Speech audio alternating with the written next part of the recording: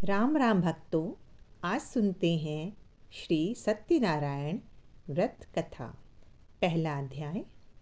एक समय नैमिषारण्य तीर्थ में शौनकादिक 88,000 ऋषियों ने श्री सूत जी से पूछा, हे प्रभु, इस कलयुग में वेद विद्या रहित मनुष्यों को प्रभु भक्ति किस प्रकार मिलेगी तथा उनका उद्धार कैसे होगा। इसलिए हे मुनि, कोई ऐसा व्रत या तप कहिए जिससे थोड़े समय में पुण्य प्राप्त हो जावे तथा मनवांछित फल मिले। वह कथा सुनने की हमारी इच्छा है। सर्व शास्त्र ज्ञाता श्री सूत जी बोले, हे वैष्णव में पूज्य, आप सबने प्राणियों के हित की बात पूछी है। अब मैं उस श्रेष्ठ व्रत को आप लोगों से कहूँगा जिस व्रत को नारद जी ने लक्ष्मी नारायण से पूछा था और लक्ष्मीपति ने मुनिश्रेष्ठ नारद जी से कहा था, सो ध्यान से सुनो। एक समय योगीराज नारद जी दूसरों के हित की इच्छा से अनेक लोकों में घूमते हुए मृत्युलोक में आ पहुँचे। वहाँ अनेक योनियों में जन्मे हुए प्रायः सभी मनुष्यों को अपने कर्मों द्वारा अनेकों दुखों से पीड़ित देखकर सोचा, किस यत्न के करने से निश्चय ही प्राणियों के दुखों का नाश हो सकेगा। ऐसा मन में सोचकर वे विष्णु लोक को गए। वहाँ श्वेत वर्ण और 4 भुजाओं वाले देवों के ईश नारायण को देखकर, जिनके हाथों में शंख, चक्र, गदा और पद्म थे तथा वनमाला पहने हुए थे, स्तुति करने लगे। हे भगवान, आप अत्यंत शक्ति से संपन्न, मन तथा वाणी भी आपको नहीं पा सकते। आपका आदि मध्य अंत नहीं है। आप निर्गुण स्वरूप सृष्टि के आदि भूत व भक्तों के दुखों को नष्ट करने वाले हो। आपको मेरा नमस्कार है। नारद जी से इस प्रकार की स्तुति सुनकर विष्णु भगवान बोले, हे मुनिश्रेष्ठ, आपके मन में क्या है? आपका किस काम के लिए आगमन हुआ है? निसंकोच कहिए।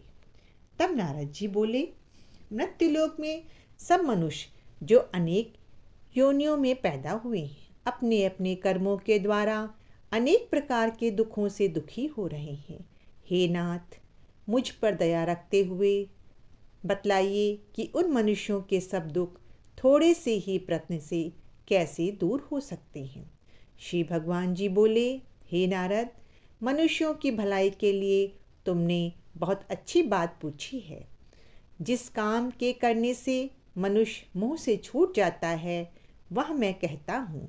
सुनो, बहुत पुण्य देने वाला तथा स्वर्ग एवं मृत्युलोक दोनों में दुर्लभ एक उत्तम व्रत है।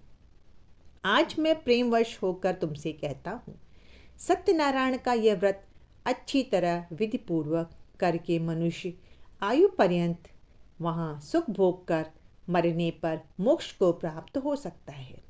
श्री भगवान के वचन सुनकर नारद जी बोले, उस व्रत का फल क्या है, क्या विधान है और किसने यह व्रत किया है और किस दिन यह व्रत करना चाहिए, विस्तार से कहिए।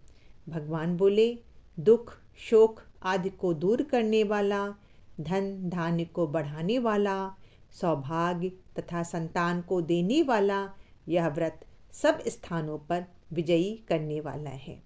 भक्ति और श्रद्धा के साथ किसी भी दिन मनुष्य श्री सत्यनारायण की प्रातःकाल के समय ब्राह्मणों और बंधुओं के साथ धर्मपरायण होकर पूजा करे, भक्तिभाव से नैवेद्य, केले का फल, घी, दूध और गेहूं का चूर्ण, सवावा ले, गेहूं के अभाव में साठी का चूर्ण, शक्कर तथा गुड़ ले और सब भक्षण योग पदार्थ जमा करके भगवान को अर्पण कर दे तथा बंधुओं सहित ब्राह्मणों को भोजन कराए। उसके पश्चात स्वयं भोजन करे, नृत्य गीत आदि का आचरण कर सत्यनारायण भगवान का स्मरण करते हुए समय व्यतीत करे। इस तरह व्रत करने पर मनुष्यों की इच्छा निश्चित पूरी होती है। विशेषकर कलिकाल में भूमि पर यही मोक्ष का सरल उपाय है। दूसरा अध्याय। सूत जी बोले, हे ऋषियों, जिसने पहले समय में इस व्रत को किया है उसका इतिहास कहता हूँ। ध्यान से सुनो। सुंदर काशीपुरी नगरी में एक अत्यंत निर्धन ब्राह्मण रहता था। वह भूख और प्यास से बेचैन हुआ नित्य पृथ्वी पर घूमता था। ब्राह्मणों से प्रेम करने वाले भगवान ने ब्राह्मण को दुखी देखकर बूढ़े ब्राह्मण का रूप धरकर उसके पास जाकर आदर के साथ पूछा, हे विप्र, नित्य दुखी हुआ पृथ्वी पर क्यों घूमता है? हे श्रेष्ठ ब्राह्मण, यह सब मुझसे कहो, मैं सुनना चाहता हूँ। ब्राह्मण बोला, मैं निर्धन ब्राह्मण हूँ, भिक्षा के लिए पृथ्वी पर फिरता हूँ। हे भगवान, यदि आप इसका उपाय जानते हो तो कृपा कर कहो। वृद्ध ब्राह्मण बोला कि सत्यनारायण भगवान मनवांछित फल देने वाले हैं, इसलिए हे ब्राह्मण, तो उनका पूजन कर, जिसके करने से मनुष्य सब दुखों से मुक्त होता है। ब्राह्मण को व्रत का सारा विधान बतलाकर बूढ़े ब्राह्मण का रूप धारण करने वाले सत्यनारायण भगवान अंतर्ध्यान हो गए। जिस व्रत को वृद्ध ब्राह्मण ने बतलाया है मैं उसको करूँगा, यह निश्चय करने पर उसी रात में नींद भी नहीं आई। वह सवेरे उठ सत्यनारायण के व्रत का निश्चय कर भिक्षा के लिए चला। उस दिन उसको भिक्षा में बहुत सा धन मिला, जिससे बंधु बांधवों के साथ उसने सत्यनारायण का व्रत किया। इसके करने से वह ब्राह्मण सब दुखों से छूटकर अनेक प्रकार की संपत्तियों से युक्त हुआ। उस समय वह ब्राह्मण हर मास व्रत करने लगा। इस तरह सत्यनारायण भगवान के व्रत को जो करेगा वह मनुष्य सब दुखों से छूट जाएगा। इस तरह नारद जी से नारायण का कहा हुआ यह व्रत मैंने तुमसे कहा। हे विप्रो, अब और क्या कहूँ? ऋषि बोले, हे मुनीश्वर, संसार में इस ब्राह्मण से सुनकर किस किस ने इस व्रत को किया, हम वह सब सुनना चाहते हैं। इसके लिए हमारे मन में श्रद्धा है। सूत जी बोले, हे मुनियों, जिस जिसने उस व्रत को किया है वह सब सुनो। एक समय वह ब्राह्मण धन और ऐश्वर्य के अनुसार बंधु बांधुओं के साथ व्रत करने को तैयार हुआ। उसी समय एक लकड़ी बेचने वाला बूढ़ा आदमी आया और बाहर लकड़ियों को रखकर ब्राह्मण के घर में गया। प्यास से दुखी लकड़हारा उनको व्रत करते देखकर ब्राह्मण को नमस्कार कर कहने लगा, आप यही क्या कर रहे हैं और इसको करने से क्या फल मिलता है? कृपा कर मुझसे कहो। ब्राह्मण ने कहा, सब मनोकामनाओं को पूरा करने वाला यह सत्यनारायण भगवान का व्रत है। इसकी ही कृपा से मेरे यहाँ धन धान्य आदि की वृद्धि हुई है। ब्राह्मण से इस व्रत के बारे में जानकर लकड़हारा बहुत प्रसन्न हुआ। चरणामृत ले और प्रसाद खाने के बाद अपने घर को गया। लकड़हारे ने अपने मन में इस प्रकार का संकल्प किया कि आज ग्राम में लकड़ी बेचने से जो धन मिलेगा उसी से सत्यनारायण देव का उत्तम व्रत करूँगा। यह मन में विचार कर वह बूढ़ा लकड़हारा लकड़ियाँ अपने सर पर रखकर जिस नगर में धनवान लोग रहते थे वह ऐसे सुंदर नगर में गया। उस रोज वहाँ उसे उन लकड़ियों का दाम पहले दिनों से 4 गुना मिला। तब वह बूढ़ा लकड़हारा दाम ले और अति प्रसन्न होकर पके केले के फल, शक्कर, घी, दुग्ध, दही और गेहूं का चूर्ण इत्यादि सत्यनारायण भगवान के व्रत की कुल सामग्रियों को लेकर अपने घर गया। फिर उसने अपने भाइयों को बुलाकर विधि के साथ भगवान जी का पूजन किया और व्रत किया। उस व्रत के प्रभाव से वह बूढ़ा लकड़हारा धन, पुत्र आदि से युक्त हुआ और संसार के समस्त सुख भोग कर बैकुंठ को चला गया। 3 अध्याय। सूत जी बोले, हे श्रेष्ठ मुनियों, अब आगे की कथा कहता हूँ, सुनो। पहले समय में उल्कामुख नाम का एक बुद्धिमान राजा था। वह सत्यवक्ता और जितेंद्रिय था। प्रतिदिन देव स्थलों पर जाता तथा गरीबों को धन देकर उनके कष्ट दूर करता था।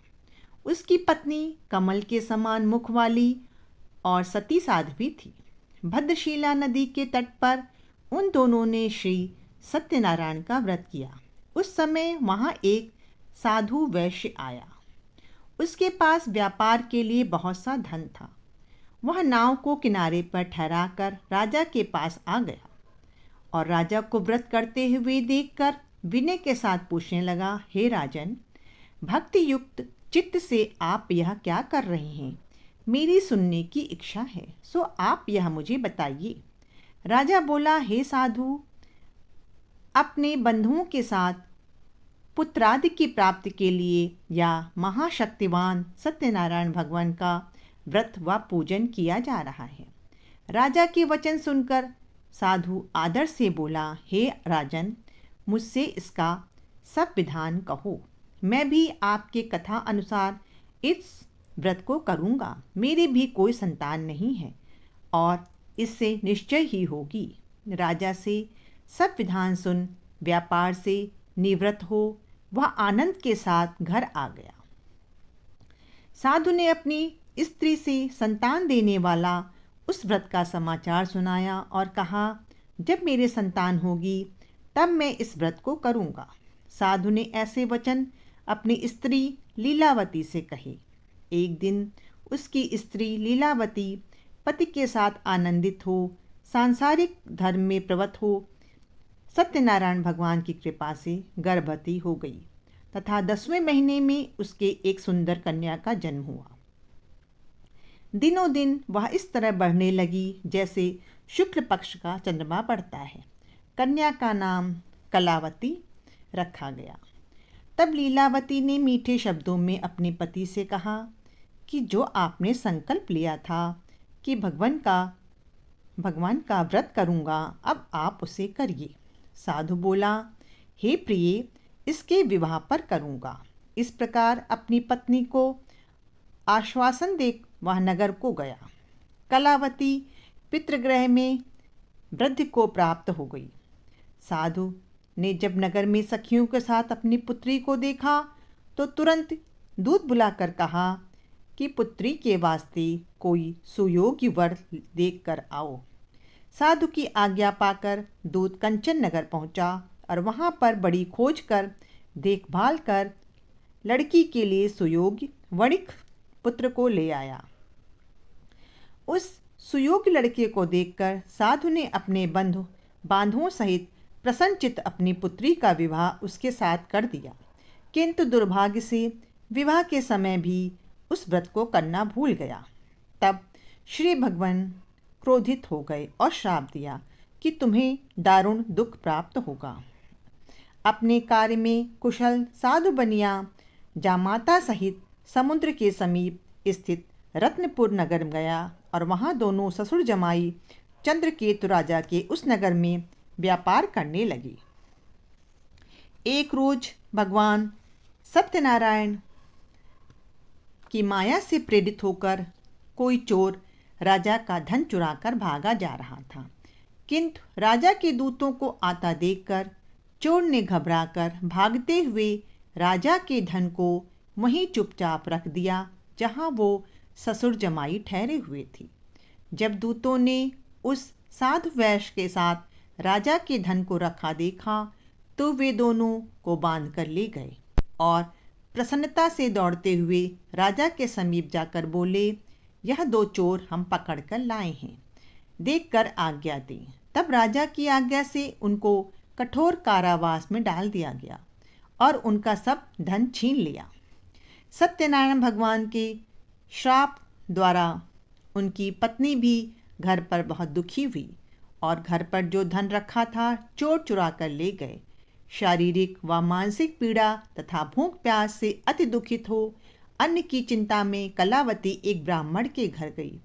वहाँ उसने सत्यनारायण भगवान का व्रत होते देखा, फिर कथा सुनी तथा प्रसाद ग्रहण कर रात को घर आई। माता ने कलावती से कहा, हे पुत्री, अब तक कहाँ रही? वह तेरे मन में क्या है? कलावती बोली, हे माता, मैंने एक ब्राह्मण के घर श्री सत्यनारायण भगवान का व्रत देखा है। कन्या के वचन सुनकर लीलावती भगवान के पूजन की तैयारी करने लगी। लीलावती ने परिवार और बंधुओं सहित श्री सत्यनारायण भगवान का पूजन किया और वर मांगा कि मेरे पति और दामाद शीघ्र आ जावें। साथ ही प्रार्थना की कि हम सबका अपराध क्षमा करो। सत्यनारायण भगवान इस व्रत से संतुष्ट हो गए और राजा चंद्रकेतु को स्वप्न में दर्शन देकर कहा, हे राजन, दोनों वैष्णव को प्रातः ही छोड़ दो और उनका सब धन जो तुमने ग्रहण किया है दे दो, नहीं तो मैं तेरा धन, राज, पुत्र आदि सब नष्ट कर दूंगा। राजा से ऐसे वचन कहकर भगवान अंतर्ध्यान हो गए। प्रातःकाल राजा चंद्रकेतु ने सभा में अपना स्वप्न सुनाया। फिर दोनों वणिक पुत्रों को कैद से मुक्त कर सभा में बुलाया। दोनों ने आते ही राजा को नमस्कार किया। राजा मीठे वचनों में से बोला, हे महानुभावों, तुम्हें भावी वश ऐसा कठिन दुख प्राप्त हुआ है, अब तुम्हें कोई भय नहीं। ऐसा कहकर राजा ने उनको नए नए वस्त्र आभूषण पहनाए तथा जितना धन लिया था उसे दुगना धन देकर आदर सहित विदा किया। तब दोनों वैश्य अपने घर को चल दिए। चौथा अध्याय। सूत जी बोले, वैश्य ने मंगलाचार कर की यात्रा आरंभ की और अपने नगर को चला। उनके थोड़ी दूर निकलने पर दंडी वेशधारी सत्यनारायण ने उनसे पूछा, हे साधु, तेरी नाव में क्या है? अभिमानी वणिक हंसता हुआ बोला, हे दंडी, आप क्यों पूछते हो? क्या धन लेने की इच्छा है? मेरी नाव में तो बेल और पत्ते भरे हैं। वैश्य का कठोर वचन सुनकर भगवान ने कहा, तुम्हारा वचन सत्य हो। दंडी ऐसा कहकर वहां से दूर चले गए और कुछ दूर जाकर समुद्र के किनारे बैठ गए। दंडी के जाने पर वैश्य ने नित्य क्रिया करने के बाद नाव को ऊंची उठी देखकर अचंभा किया और नाव में बेल पत्ते आदि देखकर मूर्छित हो जमीन पर गिर पड़ा। फिर मूर्छा खुलने पर अत्यंत शोक प्रकट करने लगा। तब उसका दामाद बोला कि आप शोक ना करें, यह दंडी का श्राप है, अतः उनकी शरण में चलना चाहिए, तभी हमारी मनोकामना पूरी होगी।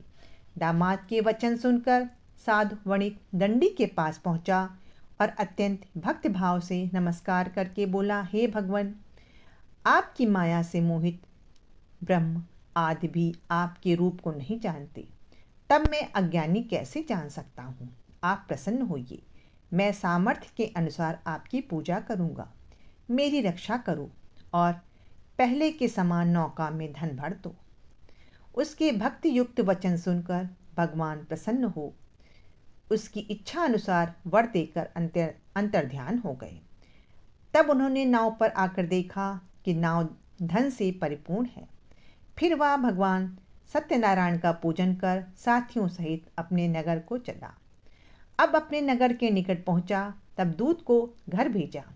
दूत ने साधु के घर जाकर उसकी स्त्री को नमस्कार कर कहा कि साधु अपने दामाद सहित इस नगर के समीप आ गए हैं।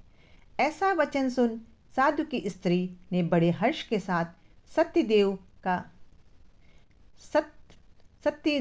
का पूजन कर पुत्री से कहा, मैं अपने पति के दर्शन को जाती हूँ, तू कार्य पूर्ण कर शीघ्र आना। माता के ऐसे वचन सुनकर कलावती प्रसाद छोड़कर पति के पास गई। प्रसाद की अवज्ञा के कारण सत्यदेव ने रुष्ट हो उसके पति को नाव सहित पानी में डुबो दिया। कलावती अपने पति को न देखकर रोती हुई जमीन पर गिर गई। इस तरह नौका को डूबा हुआ तथा कन्या को रोता देख साधु दुखित हो बोला, हे प्रभु, मुझसे या मेरे परिवार से जो भूल हुई है उसे क्षमा करो। उसके दीन वचन सुनकर सत्यदेव प्रसन्न हो गए और आकाशवाणी हुई, हे साधु, तेरी कन्या मेरे प्रसाद को छोड़कर आई है, इसलिए इसका पति अदृश्य हुआ है। यदि वह घर जाकर प्रसाद खाकर लौटे तो इसे पति अवश्य मिलेगा। ऐसी आकाशवाणी सुनकर कलावती ने घर पहुंचकर प्रसाद खाया, फिर आकर पति के दर्शन किए। तत्पश्चात साधु ने बंधु बांधुओं सहित सत्यदेव का विधि पूर्वक पूजन किया। उस दिन से वह प्रत्येक पूर्णिमा को सत्यनारायण भगवान का पूजन व कथा करने लगा। फिर इस लोक का सुख भोगकर अंत में स्वर्गलोक को गया। 5वां अध्याय। सूत जी बोले, हे ऋषियों, मैं और भी कथा कहता हूँ, सुनो। प्रजा पालन में लीन तुंगध्वज नाम का एक राजा था। उसने भी श्री भगवान का प्रसाद त्याग कर बहुत दुख पाया। एक समय वन में जाकर वह वन्य पशुओं को मारकर बड़ के पेड़ के नीचे आया। वहाँ उसने ग्वालों को भक्तिभाव से बांधुओं सहित सत्यनारायण भगवान जी का पूजन करते देखा। राजा ने पूजन देखकर भी अभिमानवश वहाँ नहीं गया और नमस्कार भी नहीं किया। जब ग्वालों ने भगवान का प्रसाद उसके सामने रखा तो प्रसाद को त्याग कर अपनी सुंदर नगरी को चला गया। वहाँ उसने अपना सब कुछ नष्ट पाया तो वह जान गया यह सब भगवान ने किया है।